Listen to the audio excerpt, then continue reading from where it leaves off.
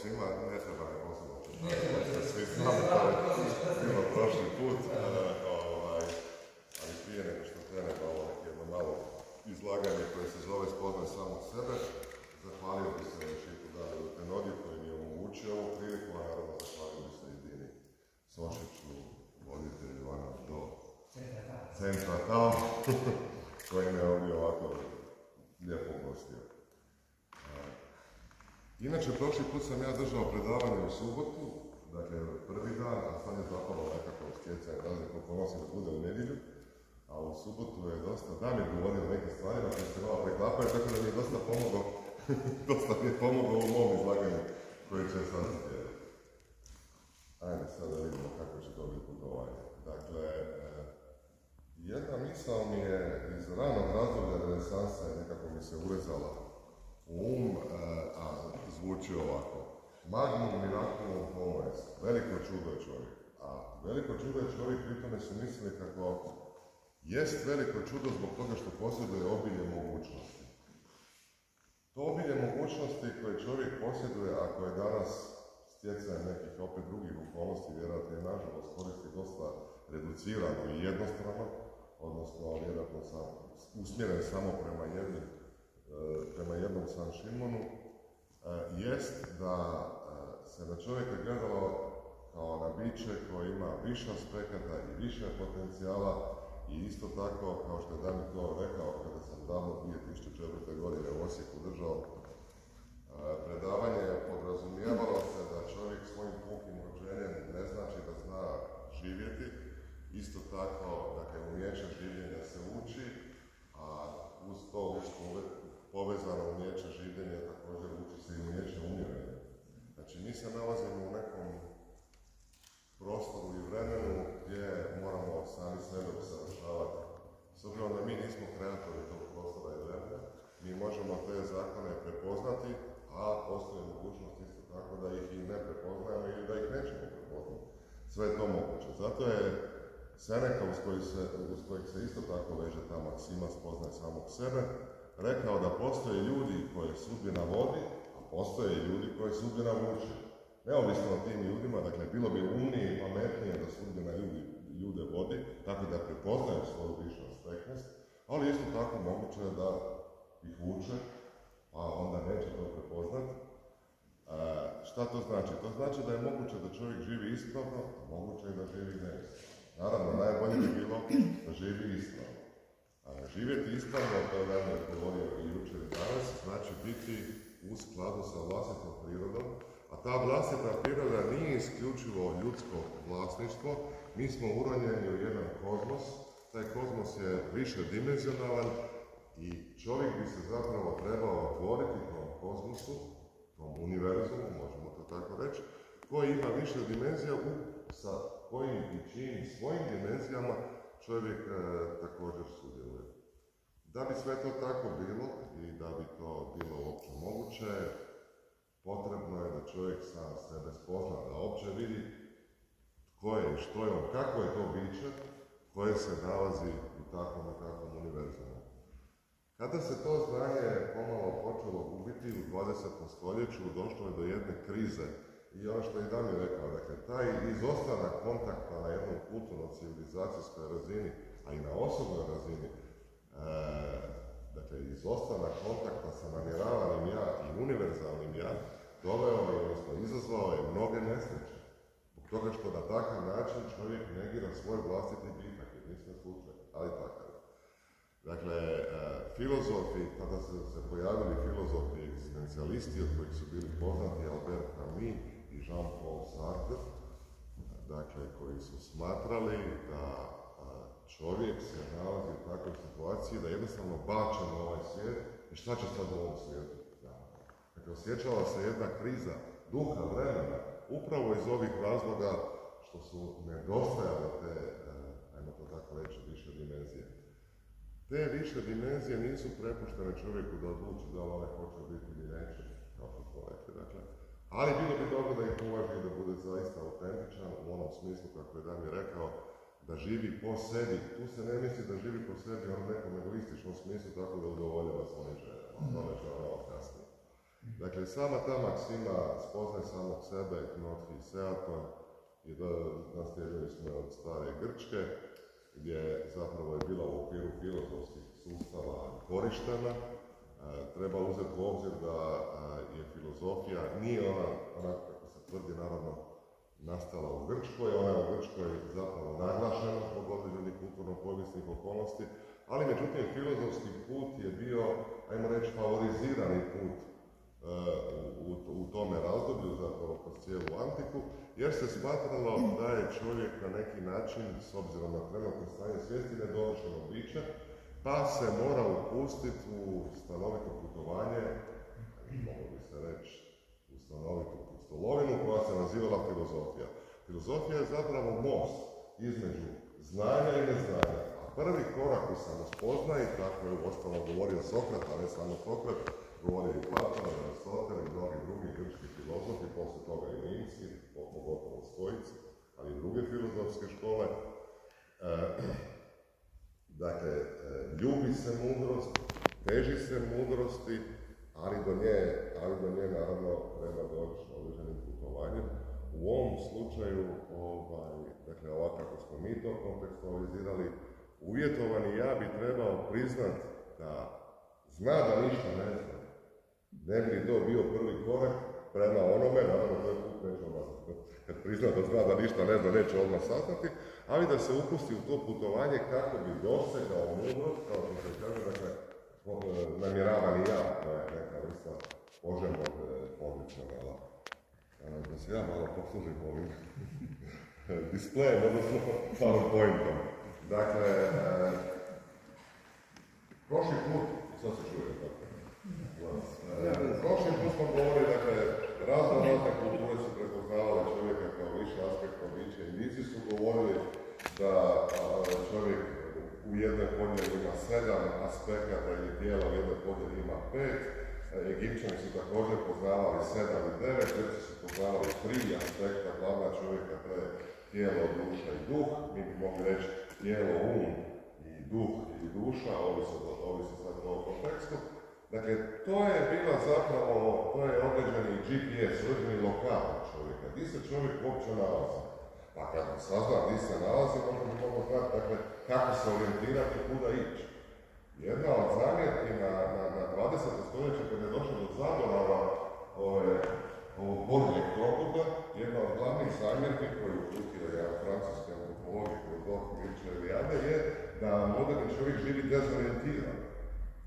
Dezorientiran živi zbog toga što zapravo većinu svojih preokupacija i vremena usmjerava prema uvjetovanjem ja, a što je još gore, kad bi on barem znao da to usmjerava uvjetovanjem ja, onda bi to bio korak, neki mali korak prema filozofiji i filozofskom načinu mišljenja i življenja, možda ne bi bilo to tako strašno, međutim, problem se nalazi u tome kada se čovjek poistovjeti s tim uvjetovanjem ja, i onda on misli da je on to. Ali šta će sad?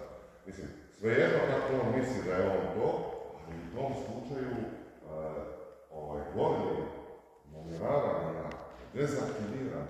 Neovisno o tome što je dezaktiviran, bar danas se o tome pričali, postoji čitav sustav socijalnih pa i osobnih opijata, ne bi li se ta bol na neki način zatomila, odnosno ne bi li se nekako na umjetan način nadoknadilo to što čovjek ne živi kao cjelovito biće, a ima mogućnosti da živi kao cjelovito biće.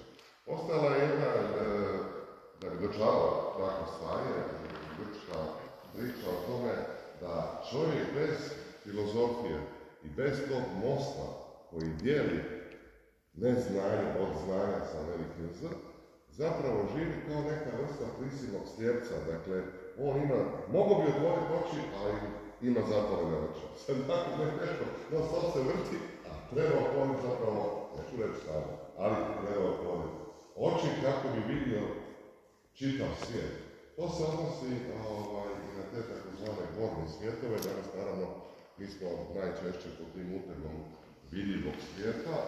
Treba još reći jednu stvar kako se filozofi gledali čak i na taj vidljivi svijet, dakle tijelo i tjelesno obličje ljudskog bića nije samo po sebi nešto što je loše. Problem je samo u tom poistovjećenju. Uglavnom, ključ ljudskog problema najčešće se pokušavala, ljudska zagonetka najčešće se pokušavala razriješiti kroz ovu spojku. Dakle, ova spojka koja povezuje ove svjetove. Damir je rekao, dakle, kroz tjelesne pokrete se može umiriti. Nije svrha čak i sam ali se može umiriti kako bi mogao konzumirati hranu koja je za ali i to nije sva svrha, s obzirom spomenuo je, je interfejs, dakle on je sučelje, kroz koje, ako se s njime ispravno radi, ako se naravno hrani ispravnom hranom, može doći do izljeva onoga univerzalnog ja kroz naš namjeravani ja. Tu nastaju više manje svi mogući problemi. Dakle, kako ovladati u jednoj budističkoj paraboli ovako su stare stvari. Dakle, je mladunčev glava. Ali je glava. A sve ove želje i sve ovo što se može pripisati uvjetovanom ja, su razno manjini, i veće manjini, koji maltretiraju to mladunčev glava, koji nije svjestan. On se s njima poistovjećio, misli da su oni puno jači od njega, a oni ga non-stop maltretiraju. A on je tu zbunjen i jadan, nije svjestan zapravo da je on taj lav i da... sad, trebalo bi da dati mogućnost da malo raste kao pravi lav i da se od tada sa tih majmuna koji non-stop u njemu skaču, nikad mu ne daju. Druga stvar koju također iz orijentalne filozofije, možda nije loše ovako, možda čak i po anegdotu ispričat, dakle, kada se strategija odnosno sa tim uvjetovanim ja, dakle, koja je bila, zapadnim jezikom, razvijana u njihovih 6 filozofskih škola koje su postojale u Indiji, a mi to zovemo filozofija morala. Filozofija morala ne u nekom moralističkom smislu, moral je zapravo u to doba značio kako kako treba običavati živjeti život, uobičajeno, da bi taj život bio ispravan. Dakle, da bi taj život bio ispravan, orijentalni mudraci su govorili sljedeće. U sadašnjem trenutku puno teže se u svakom trenutku, a i u svoje vrijeme, puno teže jasno je uspinjati se prema gore nego spustati se prema dolje. To tako inače biva. Međutim, dakle, mladunčev glava, on ima jako velike potencijale, ali ih ne koristi. Šta se tu događa? Dakle, a kada se previše poistovjeti sa ovim nižim aspektima ljudske prirode, a kad se s njima zapravo ovlada, u Egiptu se govori, onda se ovlada, to mogu biti velike moći, samo kad se savlada, dakle, to su zapravo savladani neprijatelji su u biti prijatelji, ali u ovom trenutku dok se savladavaju su neprijatelji. Šta se događa? Je postan, nagoni i sve ovo niže što je u čovjeku, glavna karakteristika i mjer, nikad ne spavaju. Tako da čovjek može pomisliti, pa sad nešto bi možda pročitao ovo, a ja boli me glava, sutra ću pada kiša, nije taj dan. Nešto tako kaže kad je gladan. Nije taj dan, sutra ću, prekstra ću, neću piti vodu, mame, ja sad ću piti, pada kiša, grmi, neću je, ne da se. Nije baš takav slučaj. Dakle, nagoni i niži aspekti non-stop čovjeka posjećaju. A u biti naš izazov je da sami sebe, odnosno da sami posjećamo svoj koji u tom smislu treba biti umjesto pasivnog prepuštajućeg aktivan koji je usmjeren, dakle, pomoću hrane za dakle, pomoću se hrani, kao što je Damir rekao, idejama, te ideje zapravo imaju, osim hrane, jednu ulogu, inspirativnu ulogu. Da čovjeka poteknu na ono nešto što je blisko zapravo njegovoj samoj vlastitoj prirodi. Koja će, naravno, putem vježbe, tu se također radi o vježbi, dakle, putem vježbe ponovo biti oživljena, odnosno, da mi koristi taj izraz, ocijelovljena, kako kako bi čovjek zapravo svoj negativ, koji već postoji, sve pretvorio u pozitiv kroz stanoviti proces. U tom smislu, dakle, prošli put sam isto to spomenuo, a danas mi današnji ljudi koji smo zapravo u jednom, ajmo reći, životnom stampedu, brzom životu, jeli? Dakle, 300 vrata sam Šimuna, čovjek pomisli, i često tako se događa, pogotovo i u vještinama, a inače ljudi koji se bave samo ovom rade zapravo sličnu grešku, kako određeni aspekt sebe trebaju presavršiti, da bude još više nego savršen i samim tim zanemaruju druge aspekte. Prošli put je bilo riječi o tome, dakle, ta 3 sam Šimuna ne moraju biti savršena, ali bilo bi najbolje da budu sva 3. Dakle, da bude, dakle, to je ono što je majstor nam dao pisao kao trostruko nastojanje. To bi bio neki, moglo bi se reći, filozofski koncept za ovo vrijeme, dakle, ono uvažava sve aspekte ljudskog bića i inspirira sve aspekte ljudskog bića. Da se vratim na ovaj samo prostor. Ono kako su još, dakle, to je veliki Mahabharata i Ramayana su koja glavna indijska epa, to su zapravo neke mudroslovne knjige, naravno bile za Indiju. Jedna od epizoda u Mahabharati je Bhagavad Gita. Ona govori o tome kako su se na vojnom polju Kurukshetra trebale su pobiti 2 velike vojske Kurava i vojske Pandava. Čak i Gandhi je dobro primijetio to simbolično značenje. Dakle, i Kurave i Pandave to smo mi, a ono što smo mi najviše, mi smo jedan kraljević Arjuna koji stoji neodlučan i jadan ispred bojnog polja i sad on se najrađe izbjegao tu borbu. U tom trenutku kada, dakle, to je prvo poglavlje koje se zove Klonuli Arjuna, a mi smo, ajmo reći, mi koji imamo neki senzibilitet za stvari koje nas nadilaze, mi smo zapravo neki mali Arjuna. Znači, znamo da je ta bitka neminovna, ali smo nekako malo nečkamo se, povremeno se nečkamo da li dalje ne. Dakle, Kurave u simboličnom smislu predstavljaju naš uvjetovani ja, Pandave i Arjuna koji pripada tom plemenu, on je ova kritična točka sredine gdje se treba odlučiti, to je zapravo jedan koji se treba odlučiti što će zapravo napraviti i tijekom te sekvence, dakle te epizode, odnosno pjevanja unutar Mahabharate, Arjunu savjetuje Krišna, to je učitelj, koji mu zapravo objašnjava čemu služi ljudski život i objašnjava mu čemu služi cijeli kozmos i koja je priroda kozmosa i koja je priroda čovjeka koji treba biti utopljen u taj kozmos. Nešto slično, dakle, neminovna je borba. Ne može se pomiriti tako da se da sve tim Kuravama. Slično nešto Zapad je imao kroz mit o kralju Arturu, dakle, stotine plemića ratuju dok se ne pojavi kralj. Znači, svi ti plemići, ti sebični plemići, naravno, koji zapravo su uzimali sve ono što su mogli uzeti, predstavljali su neku vrstu uvjetovanog ja i non stop su ratovali, nije bio mir, dok nije bilo pravednosti, nakon pravednosti je tek došao mir, a to je kada je došlo do kralja Artura i vitezova okruglog stola. U svakom slučaju, kao neki mali kraj ili možda mali rezime, dakle, ta maksima spoznaje samog sebe utjecala je stoljećima. Dakle, ona vrijedi kao što je vrijedila nekada i za nas danas, u malo izmijenjenim okolnostima, ali još uvijek vrijedi. Zbog toga što David je spomenuo, postoji ezoterija i egzoterija.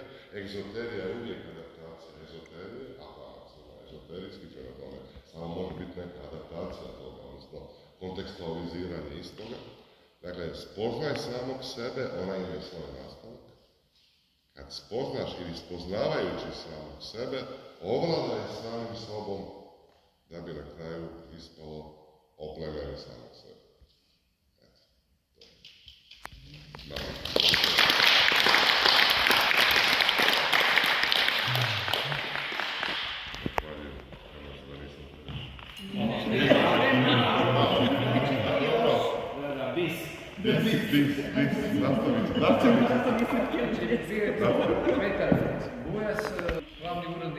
umjetničke djelatnosti i voditelj raznih programa u Kulturno-informativnom centru u Zagrebu, takozvanom KIC-u, režiser, predavač na